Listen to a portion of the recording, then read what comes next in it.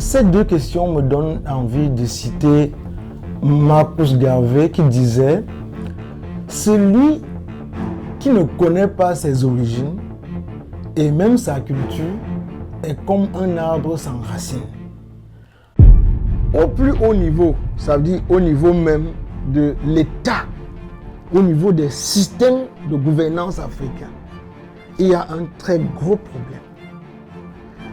Le cas du Cameroun, par exemple, la première cause, elle est historique. Il s'agit tout simplement du poids de l'héritage colonial. Et là, je vais évoquer Bourdieu qui parlait de l'idéologie de l'ordre dominant en disant que l'ordre dominant n'est que idéologique. Ça veut dire que nous sommes tous égaux sur le plan mental au départ. C'est lorsque vous acceptez finalement que l'autre est supérieur à vous qu'il devient donc supérieur à vous. La malchance, là je le dis, avait voulu que des personnes qui prennent la transition de la gouvernance coloniale pour administrer les États africains soient en majorité des médiocres d'un individu. Lorsque vous pensez que ce que la majorité fait est d'office bien et que vous allez suivre de façon aveugle, en ce moment vous êtes affecté par ce que Elisabeth Noël-Norman appelait la spirale du silence. Ça veut dire qu'il y a un problème d'opinion qui s'oppose. Parce qu'aujourd'hui, on n'a plus seulement affaire à deux genres, le genre masculin et le genre féminin, qu'on avait cru connaître au départ, mais on a jusqu'à 5 genres aujourd'hui. Plus. Et qui sait ce qui arrive demain? L'enfant qui a commencé à apprendre les mathématiques en sa langue maternelle a une performance plus élevée que celui qui apprenait en langue étrangère. Et ce n'est que logique parce que le cerveau humain a été conçu pour comprendre d'abord sa langue maternelle avant d'apprendre d'autres langues.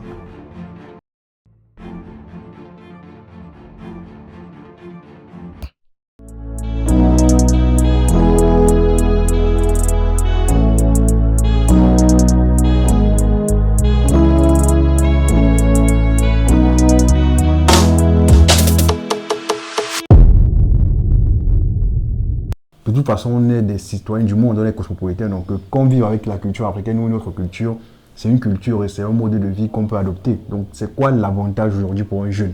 Pourquoi il devrait conserver sa culture? Mais avant d'y répondre, j'ai envie de te demander si toi tu as déjà perçu dans ta sphère cette rupture générationnelle. Est-ce que tu vois que les jeunes autour de toi ne sont plus dans la transmission ou l'apprentissage de la culture?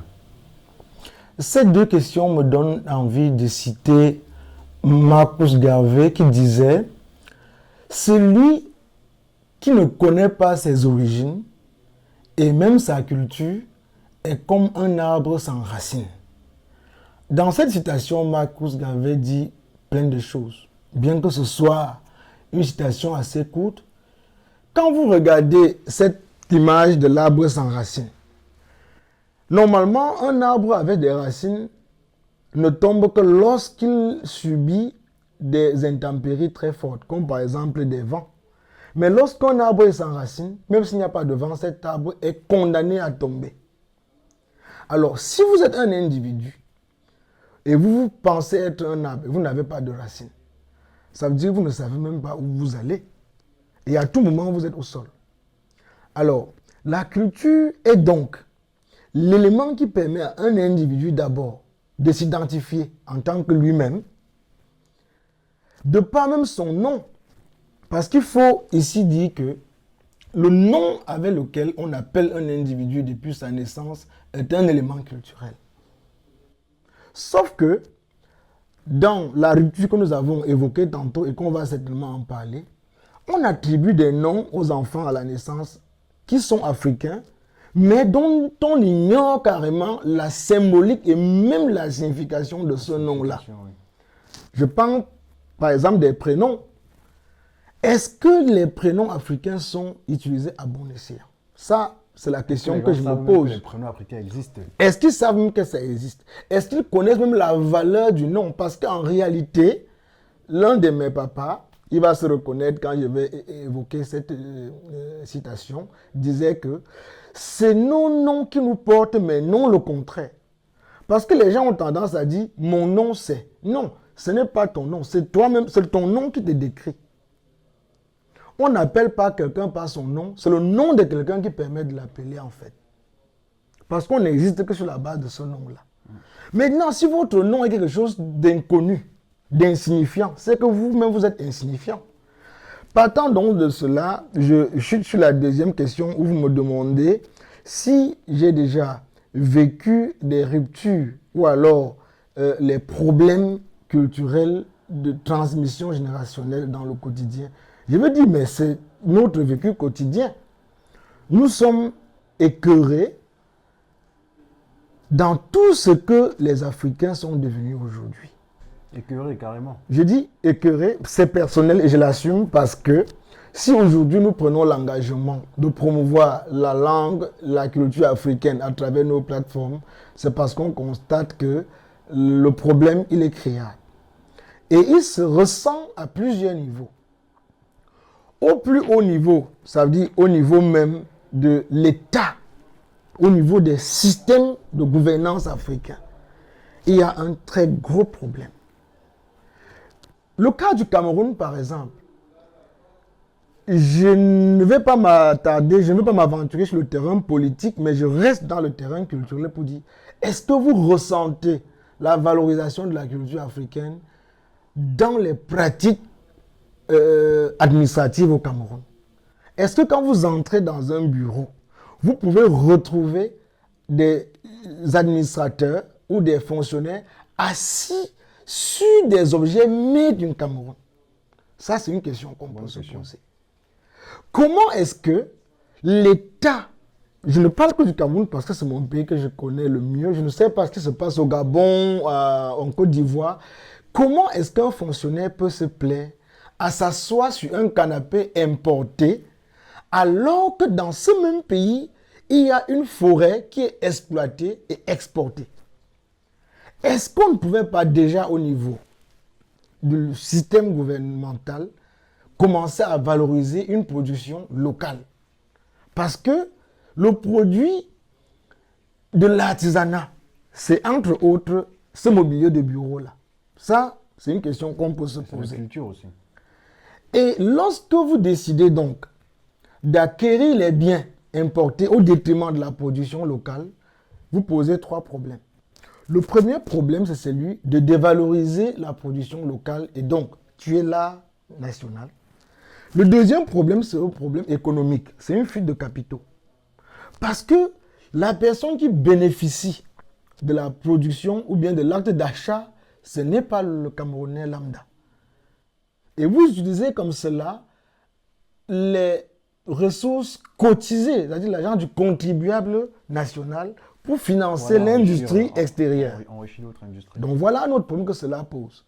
Alors qu'il aurait fallu valoriser l'art pour développer l'industrie locale et promouvoir même l'emploi. Parce que plus on consomme local, plus le producteur a besoin de la main-d'œuvre pour travailler. Donc voilà au niveau national. Je redescends au niveau plus restreint qui est au niveau familial. Est-ce que le parent qui décide de consommer, lui, dans la cellule familiale, des produits importés au détriment du produit locaux, ne se rend pas compte qu'il va dans un terrain où les intrants sont plus coûteux? Vous n'avez pas qu'à comparer le prix d'un litre d'huile rouge, qui est l'huile de fabrication locale, à une bouteille d'huile raffinée. Et là, j'entre un peu dans l'agroalimentaire pour dire que ce que nous entendons même par huile raffinée n'est pas l'huile raffinée. C'est l'huile rouge qui, parce que quand on dit raffinée, ça veut dire l'huile qui au départ était d'une certaine couleur et qu'on a transformée sur la base d'un système de raffinerie. Alors, quel est donc l'apport nutritif de l'huile raffinée par rapport à l'huile rouge que vous utilisez au départ? Il faut juste comprendre, par simple calcul mathématique, que l'huile raffinée que nous avons, parce qu'il existe des huiles vraiment raffinées, l'huile raffinée que nous consommons sur le territoire africain appelant le raffiné, c'est le rouge qui a été Transformé. qui a même été dépourvu de certains éléments nutritifs, tout simplement. Là, je reste sur le côté alimentaire. Je passe maintenant sur le côté des activités culturelles proprement dites pour dire, est-ce que le parent africain aujourd'hui est encore celui-là qui racontait les contes aux enfants le soir? On a presque été aliéné par les activités administratives, la course vers la recherche d'argent, au point où on a oublié sa propre famille. L'éducation culturelle se passait avec le soir au village, où le chef de famille, qui est le père bien évidemment, mettait les enfants autour du feu pour leur demander les comptes de ce qu'ils ont fait en journée. Ça permet d'avoir un regard sur ce que l'enfant a fait toute la journée, de planifier les activités de demain et leur raconter les histoires qui n'étaient que notre école. Parce qu'il faut dire, dans l'Afrique antique, il n'y avait pas d'école classique aujourd'hui où on a les universités, les collèges, mais cette éducation se faisait dans le socle familial. Et aujourd'hui, nous sommes dans un village planétaire où on ne peut pas empêcher un enfant d'aller à l'école pensant que le parent va l'éduquer, sauf que le parent a complètement démissionné de sa fonction. Même pour suivre l'enfant dans l'éducation classique, certains parents n'arrivent pas à le faire. Combien de fois alors leur parler des us et coutumes? Je disais que je suis écœuré parce que même certains parents qui sont censés transmettre cette civilisation-là, à travers les contes en famille, ne s'y connaissent pas du tout. Ça veut dire que la rupture a été faite depuis l'amour. Depuis l'amour. C'est ce que j'ai noté au début lorsque tu as parlé du niveau national, parce que lorsqu'on parlait de rupture, on aurait tendance à dire que c'est vraiment les jeunes qui ont soit raté l'apprentissage ou ne s'y intéressent pas. Oui. Mais on voit que de notre côté, c'est aussi les plus âgés, ceux-là qui connaissent quand même la culture, mais qui ne la transmettent pas, peut-être parce qu'ils ne savent pas transmettre, peut-être parce qu'ils sont un peu acculés par la culture étrangère qui vient éduquer leurs enfants à leur place, comme tu l'as dit tout à l'heure. Donc la responsabilité n'est pas qu'aux jeunes. C'est donc quoi pour toi les causes, premièrement? Quelles sont les vraies responsabilités, et après, quelles sont les conséquences? C'est-à-dire en quoi ça impacte la société africaine aujourd'hui et l'effet boule de neige que ça entraîne derrière, où est-ce que ça nous mène? J'apprécie cette transition que vous venez de faire, d'évoquer d'abord le fait que ce sont les personnes sur qui on pouvait compter, notamment les aînés, il s'agit là comme ça des parents, nos parents, qui devaient tenir le flambeau et le passer à la jeunesse que nous sommes, mais qui malheureusement aujourd'hui sont presque déconnectés. La première cause, elle est historique. Il s'agit, et là je l'assume, c'est mon avis personnel, je sais que je le partage avec beaucoup d'autres promoteurs culturels, il s'agit tout simplement du poids de l'héritage colonial. Et là, je vais évoquer Bourdieu, qui parlait de l'idéologie de l'ordre dominant, en disant que l'ordre dominant n'est que idéologique. Ça veut dire que nous sommes tous égaux sur le plan mental au départ. C'est lorsque vous acceptez finalement que l'autre est supérieur à vous, qu'il devient donc supérieur à vous. Ils n'ont pas accepté. On leur a fait croire par plusieurs outils. Mais ils ont accepté. Ils ont accepté. Là, je le dis parce que on a toujours un choix à faire. Nous regardons les paris de Pascal. Même quand vous ne choisissez pas, c'est que vous avez choisi de ne pas choisir. Ne pas choisir. Vous ne pouvez pas être dans un système de civilisation qui vous plaît. À un moment donné, un monsieur débarque et vous dit ce que vous faites ne ressemble à rien. C'est ceci qui est bien. Ça veut dire qu'au départ, vous ne croyez même pas à votre valeur. Si vous déposez votre copie pour regarder à la copie du voisin, ça veut dire que vous n'êtes pas sûr de ce que vous étiez en train d'écrire. L'élève qui est sûr de ce qu'il est en train d'écrire dans sa copie n'a pas besoin de regarder dans la copie du voisin. Ou bien ne peut pas barrer ce qu'il a écrit pour copier ce que le voisin a écrit. C'est donc ça, l'ordre dominant, l'idéologie de l'ordre dominant. C'est l'individu, c'est le dominé qui rend l'autre dominant. Et je pense que le poids de l'héritage colonial nous a affectés par le fait que la malchance, là je le dis, avait voulu que des personnes qui prennent la transition de la gouvernance coloniale pour administrer les États africains soient en majorité des médiocres. Non, pas... Ça, je l'assume, Oui. parce que lorsque nous allons prendre le Congo, on va prendre le Tchad, on va prendre la Centrafrique, on va prendre le Cameroun, on va demander quel était le statut des personnes chargées de gouverner aux affaires après l'administration coloniale. Qu'est-ce qu'ils ont transmis? Parce que c'est sur cela que repose la responsabilité d'assurer une transition. Comment se fait-il que tous les administrateurs se restent au bureau en veste et cravate après le départ de l'administration coloniale? Ils n'ont que repris les tenues vestimentaires de ceux qui étaient leurs administrateurs de l'époque. Ils n'ont pas laissé cette tenue-là pour porter la tenue traditionnelle. Et aujourd'hui, ça devient un phénomène. C'est-à-dire que Ça devient même un luxe. lorsqu'on regarde Diomaye Faye, par exemple, au Sénégal, qui a décidé d'enlever le costume Pour mettre le gandoura, Pour mettre le gandoura. on le voit comme un homme à part. Ça émeut les gens, on le voit comme un homme à part. Or, Très bien. Or, c'est notre culture. Et je l'ai apprécié à la tribune des Nations Unies dernièrement lors du sommet avec cette tenue-là. Et tout son staff était en cette tenue. Mais est-ce que les ministres camerounais étaient aussi en tenue traditionnelle d'Afrique? Ou ils ne savent pas que cette tenue existe?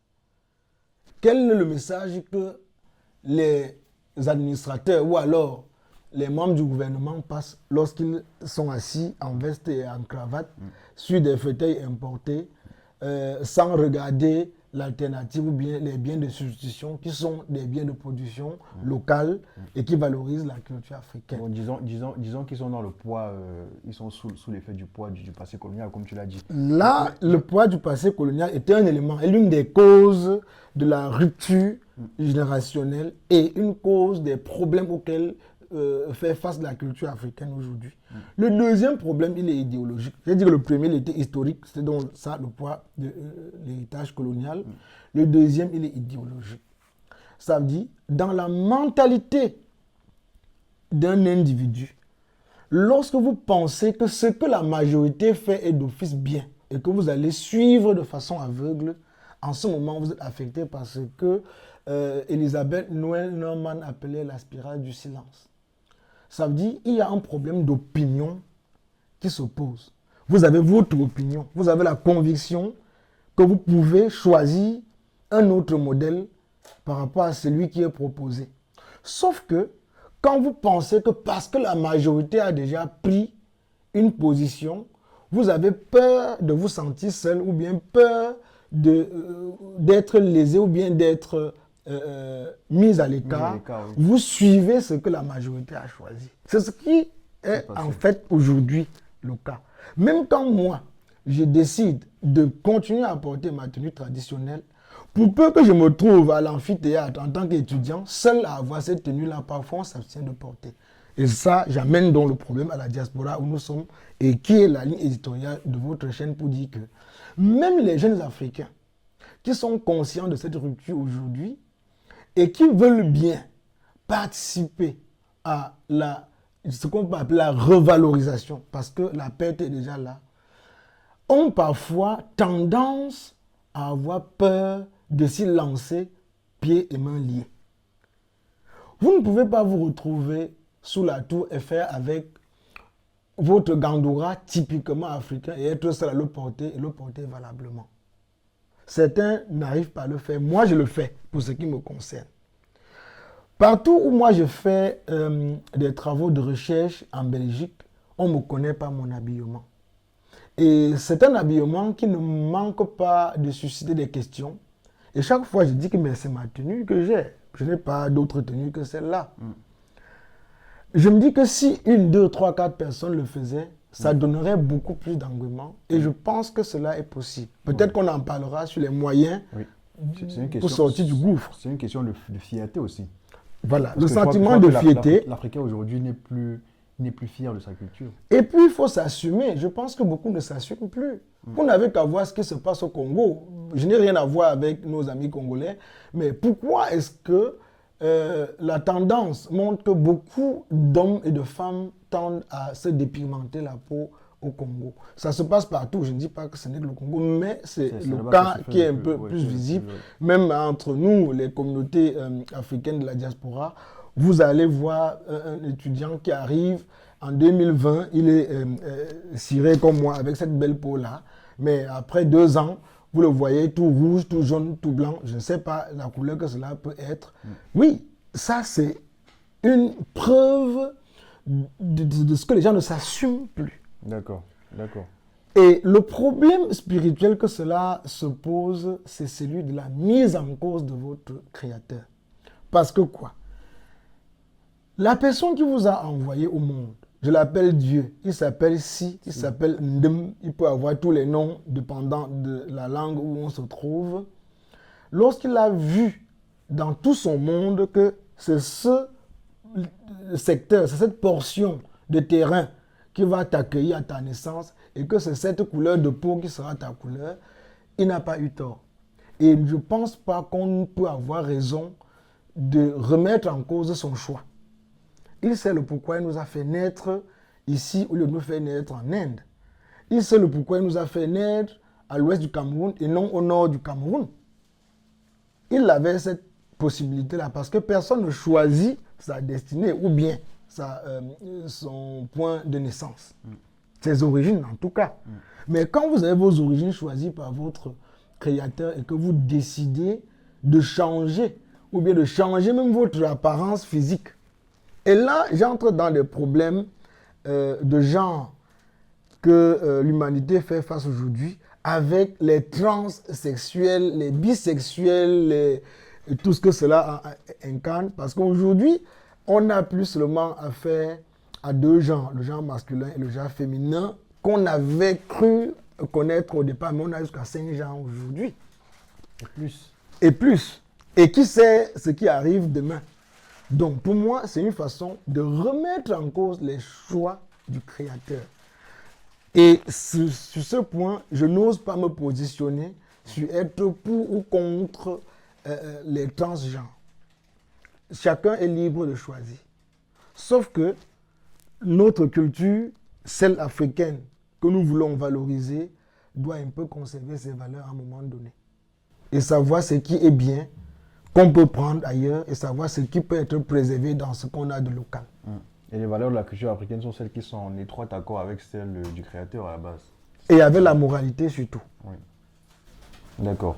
J'ai envie qu'on parle maintenant parce qu'on ne peut pas tirer de long à large sur un problème sans évoquer quelques palliatifs, quelques médicaments pour résoudre ça. Donc, Oui. pour toi, quels seraient les problèmes? Je veux que tu en cites, mais de façon vraiment succincte, parce que je préfère qu'on s'apesantisse sur la langue. Comment? Parce qu'on remarque que le moyen le plus palpable aujourd'hui de la rupture générationnelle, c'est la langue. Oui. Les jeunes aujourd'hui ne parlent plus leur langue vernaculaire, donc la langue de leurs parents directs. Donc la rupture, elle s'est faite en, je dirais, 1 génération, maximum 2. Donc je crois qu'on va s'apesantir là-dessus, d'autant plus parce qu'aujourd'hui, je suis promoteur d'une structure qui fait dans la promotion justement de cette langue africaine-là, donc tu nous parleras de la structure et de ce que vous y faites. Mais avant ça, cite quelques solutions. Très bien. Tu t'apesantiras plus sur la langue. Voilà, merci. Je pense que les solutions, il n'y a pas une solution magique.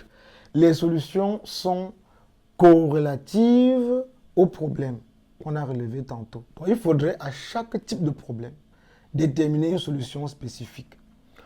Pour le cas de problème de rupture générationnelle, nous avons relevé que le problème était au niveau de l'appareil gouvernemental et au niveau familial.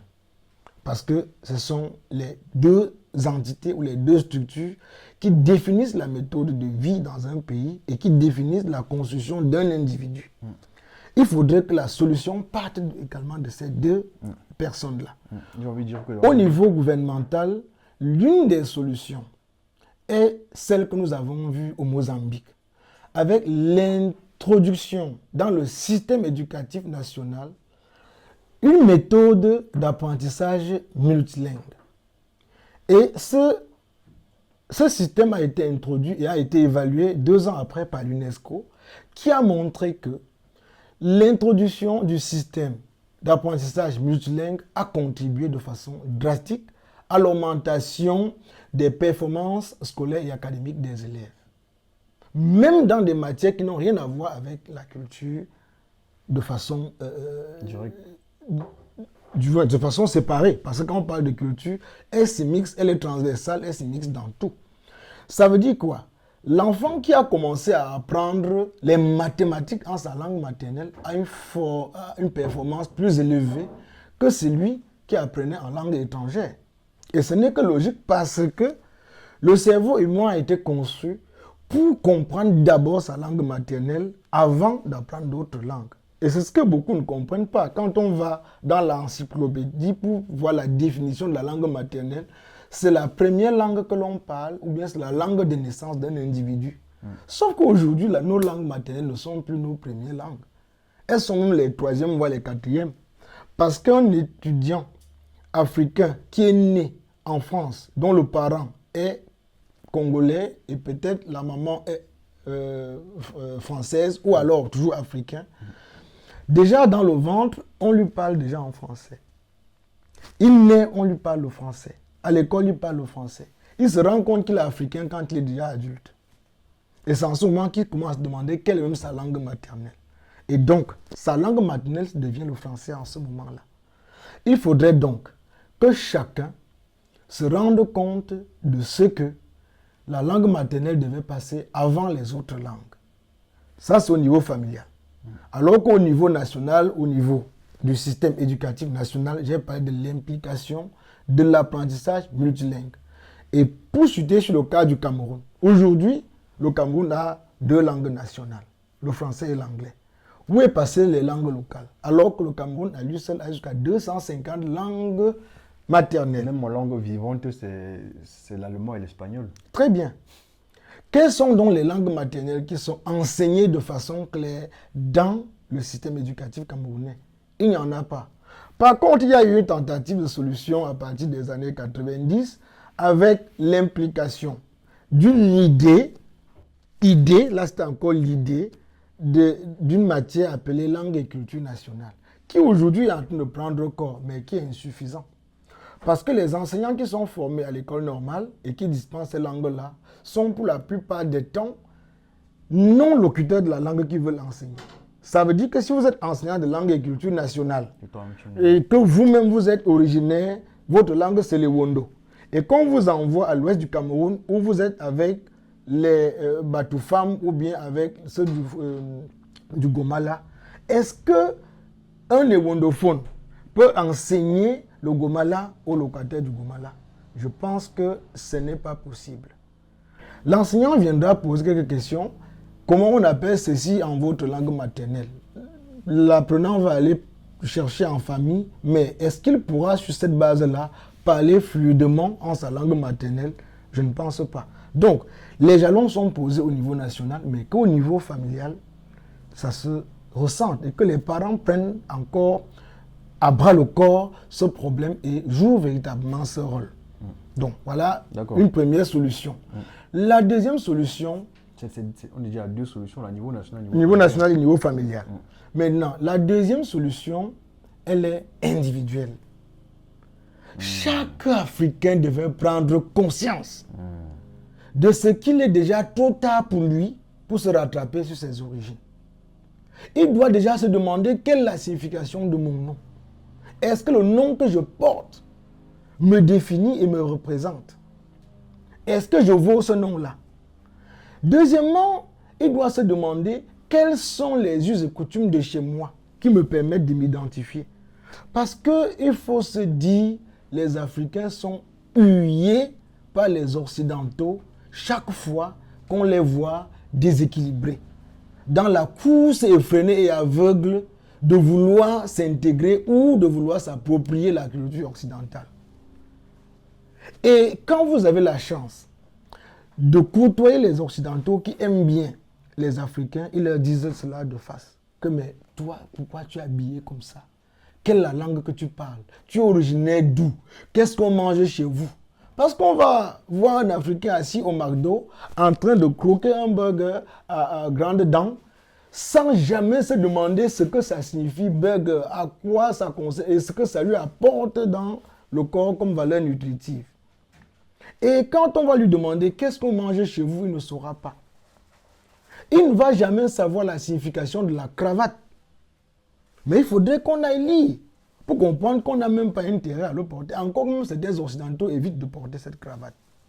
C'est quoi la signification de la cravate? Je n'ose pas vous le dire, il faut que chacun aille voir parce que je n'en porte pas. Il faut que chacun aille lire pour comprendre s'il a intérêt à porter la cravate ou pas. C'est une histoire avec la corde au cou, un truc du genre. Voilà. Le pantalon jean destroy que les jeunes Africains portent aujourd'hui et qui est devenu un luxe. Que chacun aille voir l'origine du pantalon jean destroy pour voir s'il a intérêt à le porter ou pas. Ça, c'est aussi passionnant parce que nous ne voulons pas nous cultiver. Nous courons aveuglement vers des cultures qui n'ont rien à voir avec les nôtres. Et je finis par cet aspect de non-africain que j'évoque tant, parce qu'il y a des noms que nous donnons à nos enfants, que si on nous donne la signification originale de ces noms-là, nous allons certainement aller voir le juge pour demander d'entamer une procédure de changement de nom. Tout simplement. Il faudrait que chacun, au sortir de cette émission, demande à ses parents quelle est la signification du nom qu'on les a attribué et aille regarder la symbolique ou alors la définition de ce nom-là pour voir s'ils peuvent l'assumer ou pas. Oui.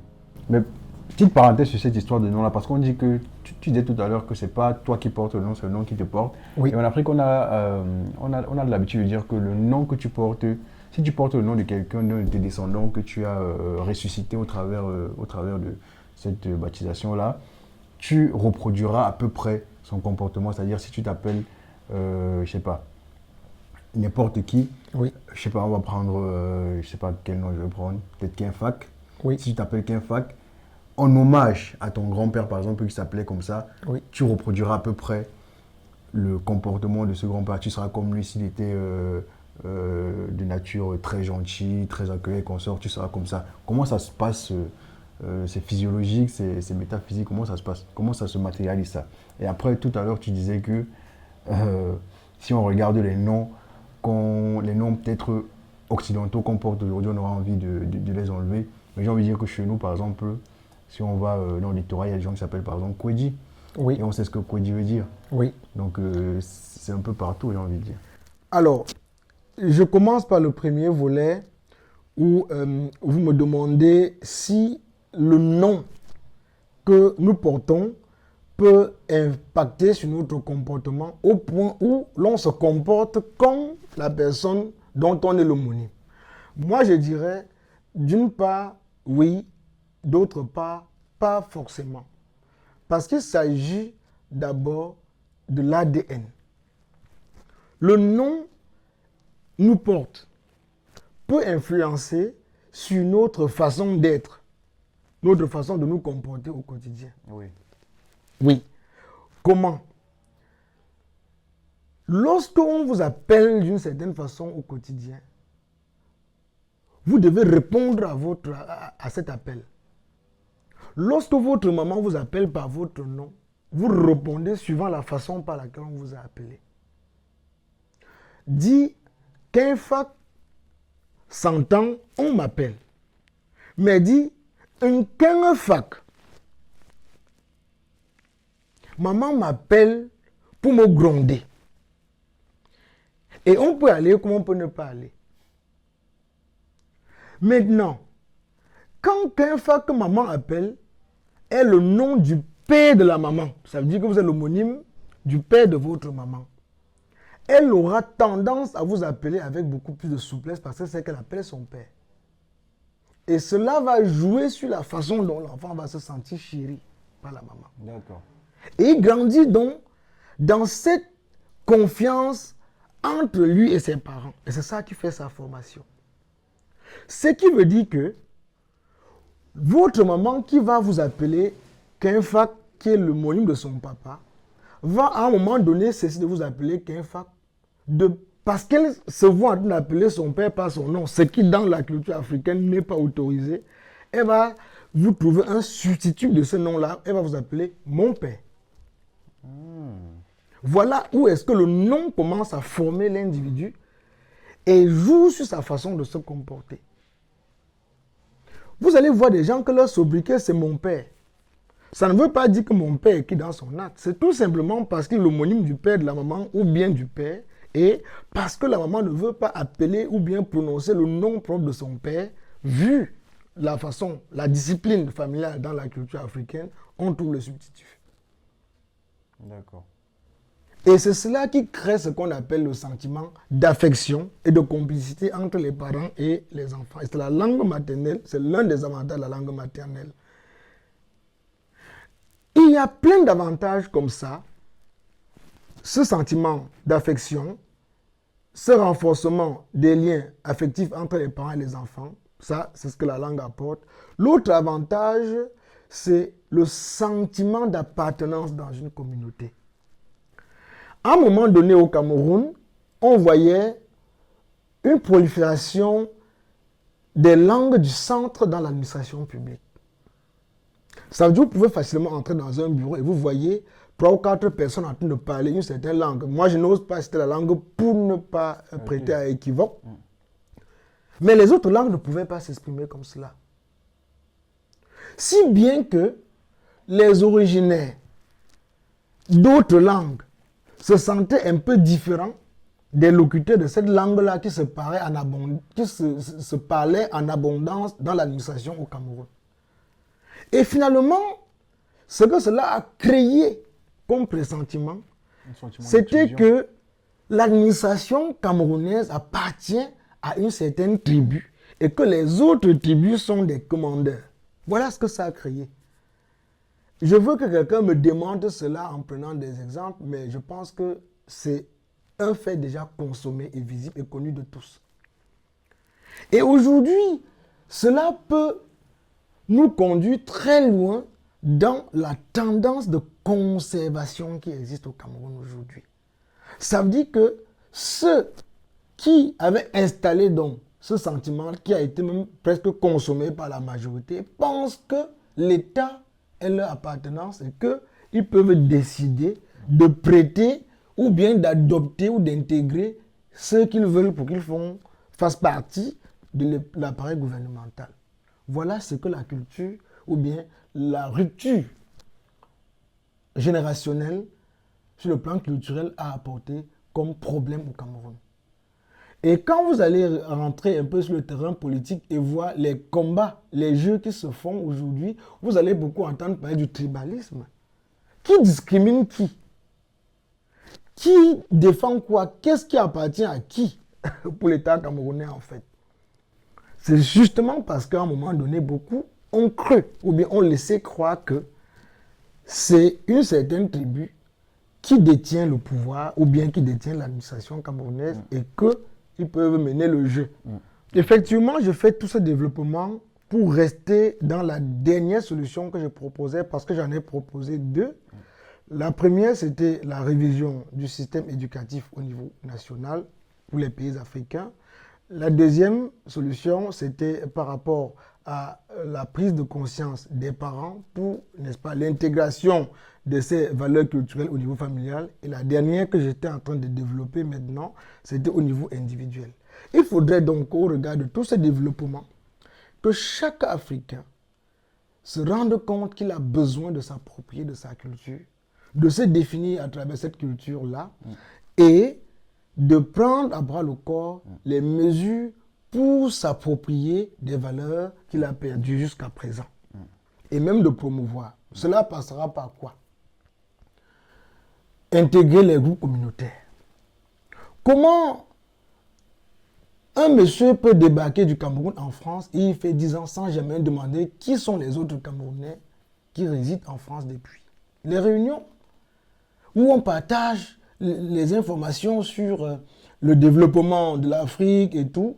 Voilà, vous ne pouvez pas être français plus qu'un français. Vous ne pouvez pas arriver en France, vous restez en France, vous ne cherchez pas vos frères. Et vous pensez que vous allez garder votre héritage culturel. Ça, ce n'est pas possible. Donc, intégrer les groupes communautaires, ça permet de rester en phase et en permanence avec ces valeurs-là. Deuxièmement, que chacun se rende compte qu'il peut être seul à mener ce combat-là. Mais quand on est tous dans la même mentalité, on va se retrouver tous sur le terrain public avec les tenues africaines un jour. Parce que moi, j'ai pris l'engagement à mon niveau de m'assumer, de valoriser la culture africaine partout où je suis.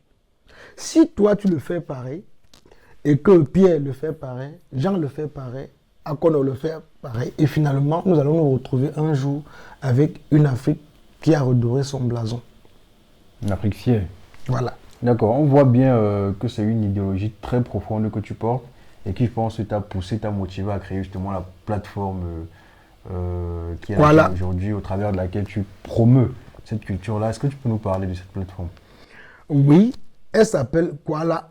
Et Kuala, c'est un nom original. Il veut dire la vraie langue, il veut dire le vrai village, et il veut aussi dire une chose de production locale. Ce nom, il est tiré de la langue Yemba, qui est ma langue maternelle, la langue parlée dans le département de la Ménois à l'ouest du Cameroun. Et la